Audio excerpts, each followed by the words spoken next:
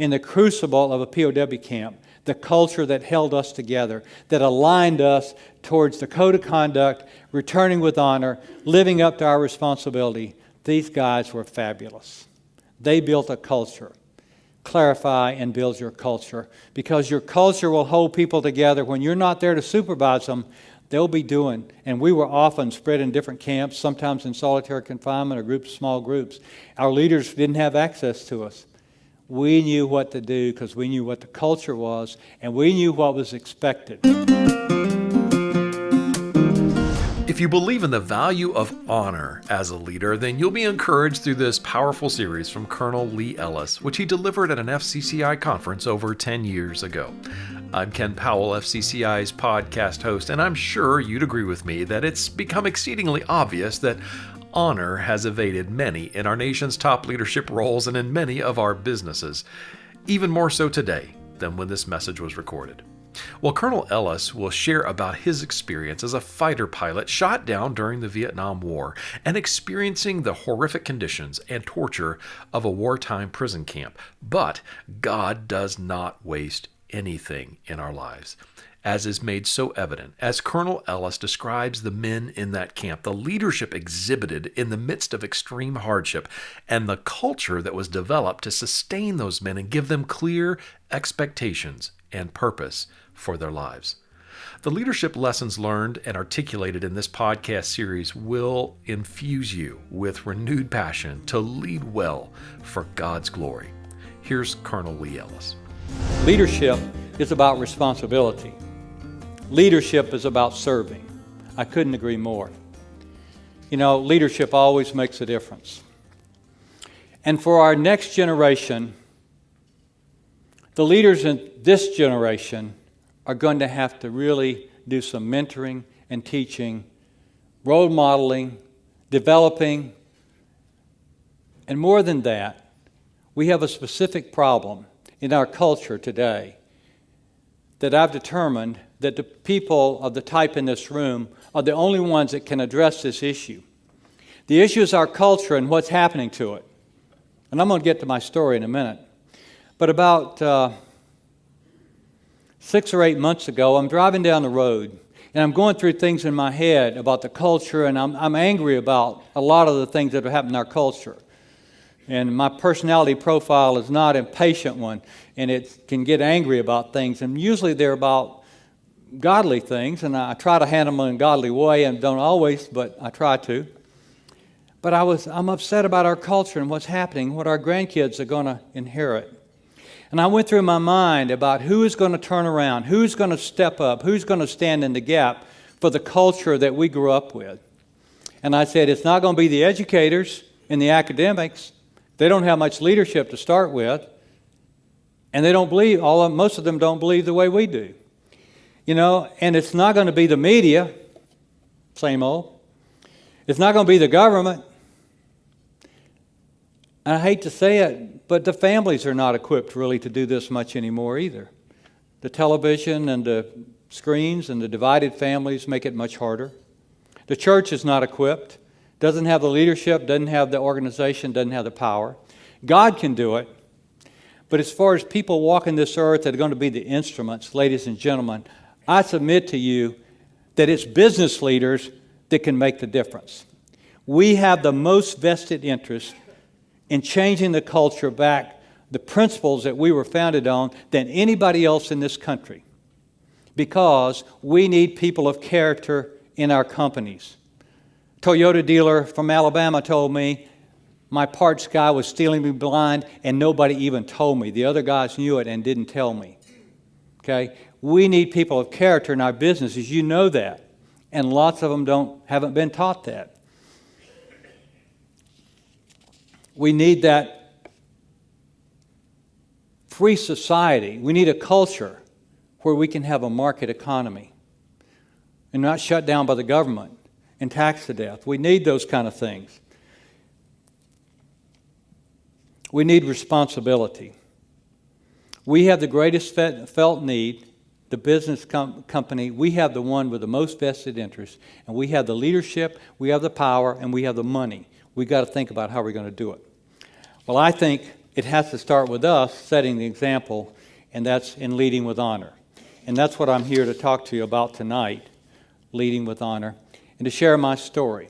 You all have a story, and I hope that you will package your story, review it, and share it with the next generation, and tell them why these things are important and how they've guided you and helped you along the way. Well, when I was 5 years old, I wanted to fly airplanes in the worst way, because I climbed up on one in Athens, Georgia at the Veterans Park, and I said, this is me. This is where I belong. 3 days after I graduated from the University of Georgia in ROTC, I got my commission, and 3 days after that, I was in Valdosta, Georgia in flight school. My dream had come true. I showed up. I grew up on a farm out near Commerce. Actually, it was out in the boonies. I plowed mules. My brother milked a cow, and we both plowed mules, and I took care of the hogs and chopped the wood. We had a great life. Not much material things, but we had a lot of good food and a great Christian home foundation to grow up in with wonderful parents. My parents didn't really support me a lot about being a pilot, but they didn't try to slow me down either. 53 weeks after I got to Valdosta, I got my wings. So I went from plowing mules to flying supersonic jets in 5 years. That's a pretty exciting life. My assignment said F-4 Phantom, Pipeline, Southeast Asia. This is the F-4 Phantom. This is the hot rod of 1966. I graduated, got my wings August 6, 1966. I was still 22 years old, I think, at the time. And it was exciting because I'm getting my dream fulfilled. But it did say Pipeline, Southeast Asia. This was when the war was building up, and that meant we were going to go to war. But being a young fighter pilot, that's what we do. And we're invincible, total confident. So away we go to Southern California for our combat training. I did, and a bunch of my friends. And here we got to do the unimaginable, fly at faster than 500 miles an hour, below 500 feet, through the desert, over the Sierras. You can see in the background there of the picture. And it was everything they did in Top Gun, plus a lot of air to ground. So we were in high cotton. We were enjoying ourselves. It was great. But it was all for a purpose, because we were going to go to war. I got to Da Nang at the end of June 1967, all trained up and ready to go. We all took a picture like this with all our gear on. That's a survival vest, and I got everything from sewing needles and thread to compasses and water and all extra batteries in my radio, everything in that survival vest. It weighed about 20 pounds, packed full of stuff, ready to go, in combat. These hero shots we sent home to Mom. I was single, hadn't met Mary yet, and sent home to Mom and Dad, and I still had some girlfriends out there round about, and I wanted to impress them, so I had to send them a picture and let them know I was thinking about them, And at the top of this slide is Chapter 1, Principle 1, for leadership and life. Know yourself. You have to know yourself to manage yourself.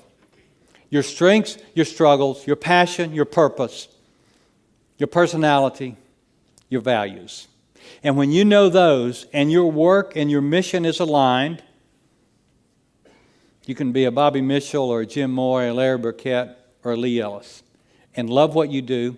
And when things turn south and it gets tough, times get tough, when you're doing what you know God has called you to do, you can hang in there until a better day comes. So that's why I went to work for Larry Burkett, was to build a program to help teenagers know what they should do when they left high school. The old career pathways, which came to Career Direct and is still out there around the world. Know yourself. Really know yourself. Be authentic. Well, the 7th of November, my airplane was hit. It exploded. There were two of us in the F-4, and I'm Junior Birdman in the back seat, both pilots back then. The airplane blows up. It's tumbling. I know I've got to get out. Your worst personal and professional nightmare is to eject from an airplane over enemy territory where you're attacking gunners on the ground and they're down there shooting at you, and you're going to come down right in the middle of the hornet's nest. And that's what happened. We were so well trained, and here's another point in your organization: train people so they know how to perform, and especially in a crisis. They know what they're supposed to do to execute their mission. We were well trained. So I pulled that handle. In less than 2.5 seconds, that thing blasted me up the rails, seat and all. It's the way it's designed to do. Blows the canopy, blasts me up about 60 feet in the air. It automatically separates me from the seat, and as the seat goes one way and I go the other, it pulls the D-ring and deploys my parachute. In 2.5 seconds, I look up, check your parachute, item 1. Good parachute. Now I'm starting to think, where am I going to land? How am I going to evade capture? That's what I'm really thinking about. There's a lot of shooting on the ground, foreign language, screaming, gun commanders yelling at their gunners and all. I'm just thinking about how to evade. I'm still cool. Follow my training in the midst of that. I come down, I do my parachute landing fall, I pull up my radio, I call the wingman, say, I'm 200 meters north of the river, I'm headed south, you start strafing at 300. Well, after the war, I saw them at a fighter pilots reunion. They said, we heard your call, but we were afraid we couldn't shoot that good, so we didn't fire. We didn't strafe. And I said, probably very wise, because they were so close, and they captured me within a minute or two. The next 2 weeks it took me to get to Hanoi. And you can read about that in chapter 1 if you want. We'll have books out here in the resource afterwards. But during that time, the thing that I really knew most was that God was in charge of my life. And even though, by the way, once they captured me, they stripped me down to my jockey shorts, and here I am, proud, world-famous fighter pilot, and I am humbled, I am terrified, I'm in shock. I am no longer operating on my training. I am in shock. And so the first thing I tried to do was started to gather myself and say, what's going on here? What do I need to do? How can I hang in there until it gets better? Maybe I get a chance to escape. That's what I'm hanging on to now. Before I get to Hanoi, maybe I can get a chance to escape. I'd gone through survival school, pretty well trained there. We kind of knew what to expect. Didn't have a good chance to escape. But during the trip to Hanoi, 3 times American air power bombed and strafed where I was. And every time, the North Vietnamese had this down. We've been bombing up there a couple of years. They had me in foxholes and in bomb shelters, and they were jumping in with me. And it's pretty exciting on the receiving end of CVU-24s, Eric, you know about those, and bombs from 105s and so on. But that wasn't the most exciting thing. The most exciting thing was when the local populace, those farmers, they were not too excited to see me. Or maybe they were excited because they wanted to kill me. Because we'd been bombing up there, and you can imagine what redneck farmers would be like in Georgia if Russians had been strafing them for 2 years and blowing up their trucks and wagons. They were coming after me. And I had a very honorable, good, probably a staff sergeant in charge of taking me north, and he had a squad of soldiers with AK-47s. And this guy had some money to buy our food, and he had been told to get me to a drop-off station further north, and they protected me. And they got beat up sometimes protecting me. They would put a cordon of rifles around me and push through the crowd. And it was just like something in the old movies, the crowd is coming in. At the last minute, the hero gets yanked away and rides away on his horse. And they threw me in the truck, and we went bouncing out of there. 3 or 4 times in villages this happened. So I'm still alive, and kind of like Ronald Reagan, of course this is before Ronald Reagan, but like he said later when he got shot, I knew for sure that God wasn't through with me yet. He had a purpose for my life. I always had believed that. I always had known God loved me. I'd seen that many times in my life already before. And so my job now is to hang on and live it out and to do my job, do my responsibility as a military guy in a difficult situation. Well, we got to the Hanoi Hilton. It's a complex that occupies an entire block. It's built in the 1890s by the French. It's all a prison. It's a Bastille prison. The walls are about 15 feet high, about 5 feet thick. There's guard towers at the corners, machine guns in them, electrical barbed wire, and embedded, concreted in just solid broken glass bottles around the top. Nobody ever escaped from that prison. The Hanoi Hilton, we stayed mostly in that top left-hand quadrant called Little Vegas. You have to name things, and many fighter pilots had gone through Las Vegas for training, so that's what they named it. Well, the enemy had goals to break us, to get military information, compliance, and to make propaganda. It was a propaganda war. They wanted us to help. They wanted to indoctrinate the POWs and get our willful cooperation. Well, we're just the opposite. Our goal is to live up to the code of conduct, to resist the enemy, to stay loyal to our fellow POWs, to keep faith with our country and its allies, and to minimize loss to the U.S. And ultimately, I know all of y'all have a mission, vision, value statement. We had the all-time best because we had mission, vision, and values in 3 words: return with honor. We wanted to go home desperately, but with honor. And so that's where the battle was going to be, their goals and our goals. And every day, the first few years, was a battle. The good thing was, we as fighter pilots, we think positive. We always think we can handle it. We believe we can. And most of the time, through that commitment and our training, we can. So we had to stay positive. I went to a 6.5 by 7 foot cell there at the tip of that red arrow. 6.5 feet, that's about 8 inches wider than that, and about 16 or 15 inches wider than that. About the size of a walk-in closet or a gas station in 1955 in Commerce, Georgia. We were in there for the next 9 months, and it wasn't just me. There were 3 other guys, 4 of us in this 6.5 by 7 foot cell for the next 9 months. It was about the size of a bathroom, and it was our bathroom. We had a 3-gallon bucket, and thank goodness it had a lid. It was our bedroom, our dining room, our living room, and everything for the next 9 months. You do what you have to do to survive, and you try to stay positive during that time. Lieutenant Commander Red McDaniel, retired Navy captain now, he's in his early 80s. What a wonderful, courageous Christian man. Great book he wrote after the war. But he said, all I had was tomorrow, and that was the height of optimism. Well, then I would make tomorrow count for something, and on that note, I finally found sleep. And one of my cellmates, Jim Warner, said quite often at night as we'd head in, he'd say, tomorrow's another day. Tomorrow's another day. Isn't it wonderful to go to sleep and say your prayers and thank the Lord for the day and know that tomorrow's another day and you can start over again?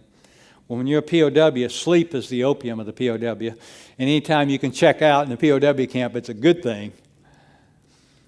We learned we had to guard our character. Now, we talked about, the gentleman just prior to me was talking about character first. It is first, because it's who you are. And we learned that some people didn't have good character. In fact, one of my cellmates was one of the few, the 1% out of over 500 of us that didn't have good character. Because when the going got tough, he rationalized. He had the opportunity, he had the need, because he was scared. And even though he was a lieutenant colonel and I was a first lieutenant, and we had a captain, a first lieutenant, another first lieutenant, he started collaborating with the enemy. And so one day when he was out of the cell in an interrogation, Captain Ken Fisher, who was the next ranking guy in the cell, said, guys, he's violating the code of conduct. He's collaborating with the enemy. I think I should relieve him of command and give him an order to cease collaborating. Will you support me? In other words, we're going to mutiny. Will you support me? We said, absolutely, that's the right thing to do. So that's what he did when he came back to the room. And this lieutenant colonel, been in the military 16 years, said, well, you know, this is not a declared war. It's really every man for himself. The code of conduct doesn't apply. You can imagine how I felt as a first lieutenant. I just turned 24 years old hearing that. So I was glad that he was out of command, and we kind of checked out on him, and he checked out on us. We had to live with him about another 3 or 4 months. We separated him. We didn't see him again until the end of the war. Actually, I haven't ever seen him again in the reality since then. But this guy, role model, Captain Ken Fisher, he was a person of great character. Now, I'm sure he'd done some wild and woolly things in his life, but this guy was a New York State wrestling champion in the 50s, okay? They were the best in the country pretty much back then in wrestling. He was a state champion. He wrestled collegiately at the University of Pennsylvania. But he wasn't just physically tough at 165 or 70 pounds. He was mentally tough, and his character was above anything I could imagine, because his word was his word, and he would risk everything. He would suffer to lead and be responsible for the rest of us in that cell. And he was my commander, senior ranking officer for the next 3 years in the POW camps. And I grew up under him. I went from being a kid to being an adult, I think, under his maturity and his courage and his character. And that meant so much to me. To have somebody who's a role model. And I think about the role that you all play, you leaders out there in the audience. Somebody's watching you. Somebody's cueing off you how you're going to handle it. When we're in the POW camps, when you're 24 years old, you don't want to lead anything except the parade getting out of there maybe. You don't want to lead anything else. You just want to follow somebody who's tougher than you are, who can pave the way and clear the field, so to speak, for you to come behind them. And I had such a guy as that in Ken Fisher. Competitive, fight to win, and deep character, and great courage. What a blessing that was for me. Well, we all had to confront our doubts and fears. We were all interrogated. We were all threatened with torture if we didn't give them what they wanted. Of course, we didn't, so 95% of us were tortured. I went through a couple of rounds of the lighter torture, I would say. I'll tell you about some of the heavy stuff here in a minute. But the point is, we had to look somebody in the eye and say no. I got called in one time, and the guy wanted me to tell him what I thought President Johnson's mistakes were. Well, by this time, I wasn't real pleased with President Johnson because I'd been sitting there for a while, and he hadn't got me out of there. And not only that, but he said he wasn't going to run. I was dependent on him getting the war ended so I could, so he could win the election and I'd get out of there. And he fooled me and left me sitting there, and all of that, but he stopped the bombing in Hanoi. So I wasn't too happy with him. And I said I had to put on, I'm not an actor, but I put on an act. I scratched my head and I said, I can't think of anything he's done wrong. I don't disagree with him on anything. And the guy got all upset and he says, you must write something about the Vietnamese. So I wrote 4 sentences this day. This was after I had gone through a couple of things. I said, I don't know much about the Vietnamese people, but what I have seen is that the women do most of the heavy work, and the men don't do too much. Oh, he got so mad. He threw it down and had me put in handcuffs and taken back to my cell. Never asked me to write again. But other times, it wasn't that easy. And we all had to learn to confront our doubts and fears. Now, if you ask me as a leadership consultant for 16 years, what is the biggest issue with leadership in this country today? I would say it's courage. People don't have the courage to do the right thing when it comes up. And I'll tell you, I struggle with this. I teach it. I live it to the best of my ability, but some days I got something to do and I find myself putting it off for a while because it feels uncomfortable and I got to make that phone call or go see this person. And I start catching myself procrastinating and backing up. And I have to coach myself. Okay, Lee, get a plan, get engaged, and confront it. Because it ain't going to get any better, it's just going to get worse. This will heal and take care of so many problems. And pretty soon you find out a lot of those things that you're uncomfortable about and you're scared about, they're straw men. They're not very powerful at all. They're not big. Confront your doubts and fears. Well, there was one guy over across the way. I finally was able to clear. There was one little window way up high, and it was covered with a tan mat. And I kept pushing on it till I could see behind it. And in there, I saw this guy. One day, they had his shutters open, and I saw this guy Colonel Robbie Reisner. I thought I recognized him because he looked old. Reisner was 43 then. He was really old. He had fought in Korea and had been an ace. He'd been on the cover of Time magazine. He was like the #1 fighter pilot in the U.S. Air Force. So we all kind of knew he was a legend. He really was a legend. But he was a senior ranking officer there and had been for 2 years, and he had been through hell. They found out he was leading and forming a military organization, and they beat him, and they tortured him, and they beat him, and they tortured him. And they put him, he had just come out of 10 months in a totally dark room where he had anxiety attacks, and now he's having all sorts of nightmares and screaming at night. But he was smiling and bouncing up and down, and we were able to communicate silently by spelling out letters like this is your whiteboard and this is your marker, and just spelling out letters to spell out words. He told me about being tortured in the pretzel. Pretzels, Mike? You didn't have any pretzels like this, I hope, in your pretzel store in South Carolina. Wrists tied, elbows tied till they touch, circulation cut off. Ankles tied, one guy pushing from behind, one guy pulling from the front, heads down on the floor until everything is tearing loose under the shoulders. And then usually the feet and hands are tied together and you're just left in the pretzel. Excruciating, maddening, and then when the circulation comes back, the pain is ferocious. Reisner had already been through this 2 or 3 times. But here's what he said. He said, Lee, I'm in charge, and here's what I want you to do. This guy's been going through 2 years of that and bouncing back. Be a good American, live by the code of conduct. Take torture, resist up to the point of permanent physical or mental damage. Bounce back to resist again. Stay united through communication. Pray every day. Go home proud. Return with honor.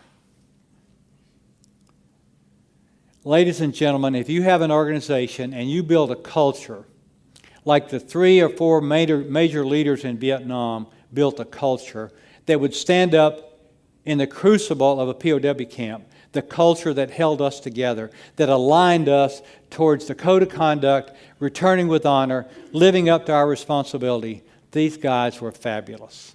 They built a culture. Clarify and build your culture, because your culture will hold people together. When you're not there to supervise them, they'll be doing. And we were often spread in different camps, sometimes in solitary confinement or small groups. Our leaders didn't have access to us. We knew what to do because we knew what the culture was, and we knew what was expected. And when he was in another camp or out of commission, out of communication, we had our number 2 guy. We had James Bond as our number 2 guy. James Bond Stockdale. That MOH beside his name stands for the Medal of Honor that he was awarded by Congress after the war, because Stockdale was one tough hombre. And he supported Reisner 100%. Continued to build the culture. And when he was out of commission or in another camp, Denton was over in the zoo camp for a long time. These are all guys born in 1924 and 1925. They came in the military at the end of World War II, 1945 and 46. 2 of them are Naval Academy graduates. Reisner was the Air Force guy. And they're all tough as nails. They're old school. And they bounce back and bounce back. Denton was a very innovative communicator and a risk taker. And Denton was tortured to go into a press conference with a Japanese reporter. He gets in there. The lights are just like these lights in my eyes, except brighter because they were closer. And the reporter said, well, what do you think about your government's policy on the bombing? And he said, I've been here more than 2 years, and I don't know what my government's policy is on anything anymore. But whatever it is, I support it 110%. In your face. Well, rather than lose face, they let him stay in the press conference, and the reporter asked him about his food and shelter and so on. And in the face of these lights, Denton is going like this, and all of a sudden he starts blinking Morse code. And he blinks T-O-R-T-U-R-E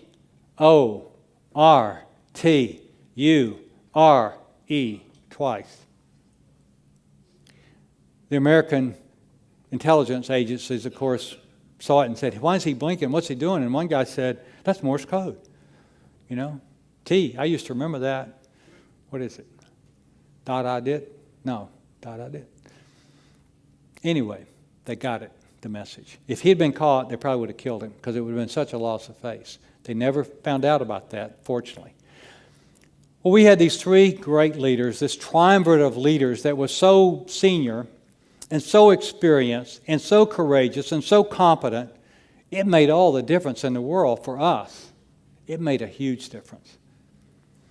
And they all had different leadership styles. They had different personalities. You got Stockdale on one side there on the right, who's an introvert and a stoic. You got Denton on the left side, who's an extrovert and an optimist, over the top sometimes, which irritated Stockdale occasionally that Denton would be so optimistic. And you got Reisner kind of in the middle. Three different leadership styles, but character, courage, and competence. They were just alike.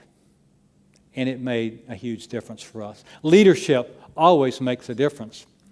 Well, we had to communicate, and one of the guys brought in with him the tap code because you can't tap dots and dashes for Morse code. And in World War II, he had heard in the survival school that in World War II they tapped on the pipes from one building to the other, and this guy is the only one that caught up with the sergeant instructor after his class and said, by the way, how do you tap dots and dashes?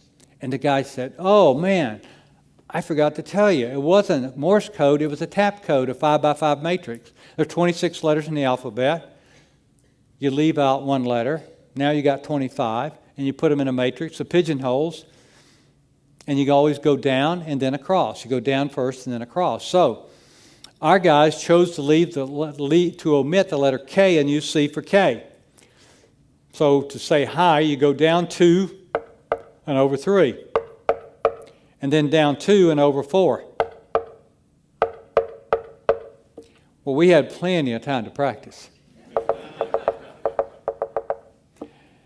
And for all you young people, it's so cool with your shortcuts. We had shortcuts 25 years before cell phones. That was TT. When was WN? And every night, at the end of the day, the last communication would be,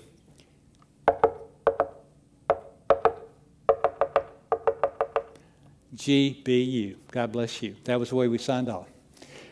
And most of us still sign off our emails GBU today. Over-communicate the message. It's so hard to communicate and get clarity. Somebody mentioned clarity yesterday. Oh, it's on Daniel Harkavy's video on your website. He talks about clarity. Clarity is so important, leaders. Get clarity. Make sure the people at the bottom are getting clarity about your organization and what your beliefs are, what your policies are. Push it down and then check to make sure they're getting the same message. You have to over-communicate. You have to clarify. We tapped on the wall. This is in the Wright-Patterson Air Force Base, the Vietnam POW Museum there. It's a full, actual 6.5 by 7 or so cell. 2 guys tapping back and forth. You have to collaborate and you have to cover each other. When you're alone and you're hurting, you need somebody to come alongside and say, hey man, we're with you, we're proud of you. Hang in there, we're going to get out of here someday. That was so powerful. One guy, you have to innovate. One guy and his cellmate, one afternoon, they moved to a new camp and they saw another building about 20 yards away and they couldn't yell out, they couldn't tap, and they climbed up over the wall and they got these other guys. They saw some other guys looking over the wall when the guards weren't around, and they sat down and figured out how to do this in one afternoon. They could say hi, just like that. That quick, that silent, and it was fast. TD, we, GOT, P, K, G, G, S, period. We could punctuate. We didn't get a letter. I wrote my first letter at 2 years, got my first one at 2.5, and got my first package, 6-pound package, about 3 years. And we get one every 3 or 4 months, 6 months, something like that. Not a lot of communication. Leadership always makes a difference. And I have to tell you about James Bond's lady. You know, James Bond's always famous for the women around him. Well, James Bond Stockdale was famous for one faithful, loyal woman, Sybil Stockdale. And after several years of being quiet, the government told our families, y'all don't be quiet. Don't make a big deal about it. Just don't tell anybody. Don't mention your husband's POW. Talk to us, but don't talk to the press. Don't mention it. And after several years of that, it wasn't working. And she and some other family members, wives, decided they need to get organized and they need to get a movement going. And so Sybil Stockdale, living on Coronado Island in San Diego, got some groups together, and they formed some others around the country, and she was elected chairman of the board and president, and so on. The rest of the story, though, is that she moved to Washington, D.C., so she could be near the center of power. She met with President Nixon and Henry Kissinger, and in a nice, smiling way, said, here's the deal. Your plan's not working. We're not going to do that anymore. We're going to get outrageously loud about our men. So you have a choice, gentlemen. You get on the float with us, or you can be on the outside and who knows what tomatoes might be thrown your way. Basically, what she said. And the government changed its policy. Over the next 2 or 3 years, millions of letters. The lady on the right there, Phyllis Galani, who died in May unexpectedly, we were in Arlington for a funeral a few weeks ago.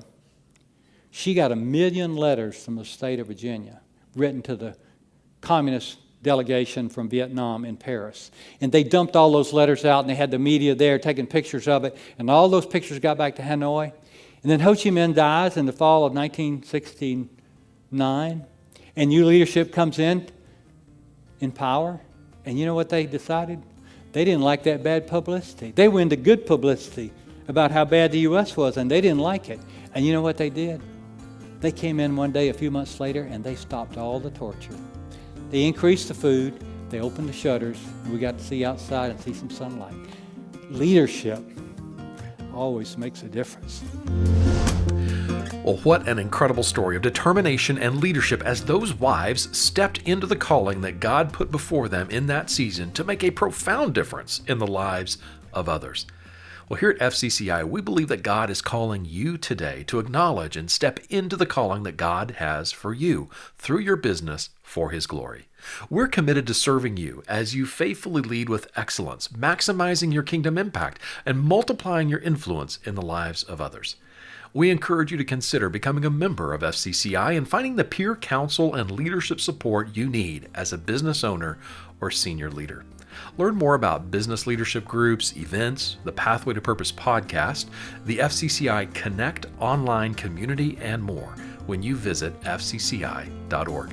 Well, hey, thanks for listening, and we pray that you are encouraged in your effort to transform the world through Christ.